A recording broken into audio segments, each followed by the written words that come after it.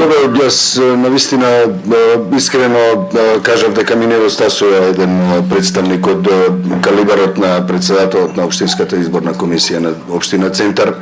Иако веќе добро знаеме што се случуваше со избирачкиот материјал и како избирачкиот список се претвори во една алатка многу успешна за манипулирање со резултатите од изборите и со нелегитимно доаѓање, односно задржување на власт.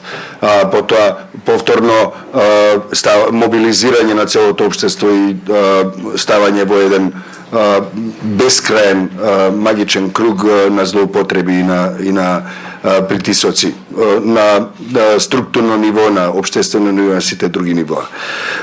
Работата е тоа што навистина беше колку тажно, толку и смешно да се биде дел од истрагата за тоа како избирачкиот список е злоупотребен, како одеднаш на зграда со 2 влеза и со 4 спрата гледаме дека имаат 6 ката и 7 влеза, гледаме ситуација во која цели улици се копипейстирани во други локации и така се добивале стотици па и илјадници луѓе.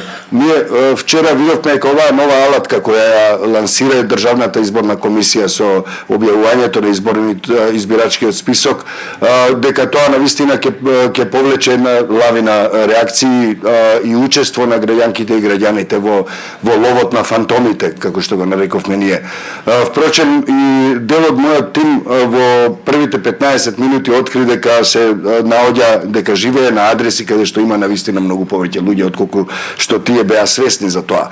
Впрочем, на наша адреса од вчера па до денеска мислам дека дојда десетици, можеби преку 100 пријави, реакции, поздрави, на Твитер гледаме се повикуваат луѓе на нашите извештаи.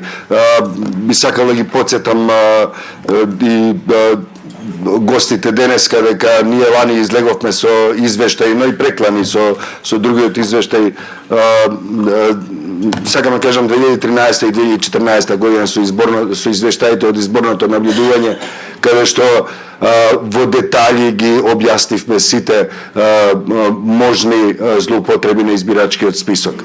Имаше една ситуација во која гледаме и сега таа се звучи како ехо на тоа што беше во 2014 година, во која сите знаеа што се случува.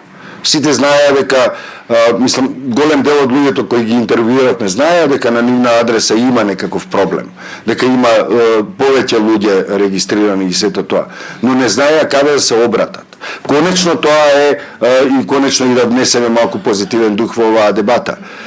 Конечно тоа е добар сигнал дека граѓанките и граѓаните се охрабрени да проверат самите кај се наоѓаат, да проверат за своите роднини, да проверат дали нивните иселени сограѓани се уште на тој избирачки список, дали починатите се уште на тој избирачки список, или пак едноставно сосема измислени имиња. Ќе ви дадам уште нешто. Во тек е една наша потрага по тоа како менувањето, патриотското менување на називите на улиците во земјава придонесе кон продлабочување на овие проблеми. Односно, вие во Скопје имате називи на улици кои се појавуваат најмалку по еднаш. Меѓутоа, значи и 2 пати.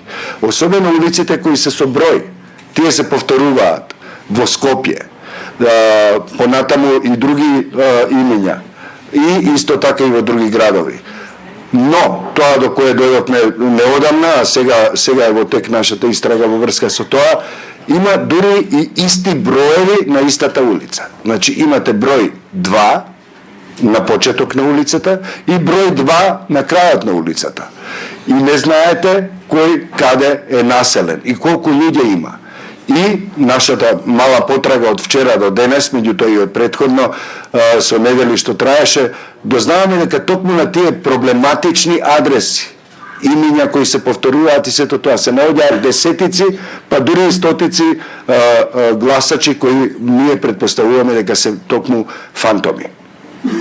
Имаме безброј примери за тоа како еден човек можел да гласа повеќе пати, бидејќи тоа му го овозможило токму избирачкиот список. Знаеме за луѓето со повеќе лични карти. Значи, тие лични карти се наоѓаат исто така на избирачкиот список. Еден човек, 5, 10 и повеќе гласови. Знаеме и дека нашите драги соседи, сега и сограѓанки и сограѓани од Република Албанија, доаѓаат во Ресен, гласаат таму, потоа гласаат во Битола, во Прилеп, во Велес и во неколку општини во Скопје. Ги видовме нивните комбиња во Бутел предминатата година, ги видовме и во Центар, ги видовме во Аеродром, ги фотографиравме, разговаравме со дел од нив. Се разбира, преплашени за својата екзистенција, преплашени дури и за својата безбедност. Тие бараа од нас да останат анонимни. Ние ќе ја чуваме нивната тајност. Исто како што ја чуваме тајноста на сите, идентитетот на сите наши извори низ цела Република Македонија.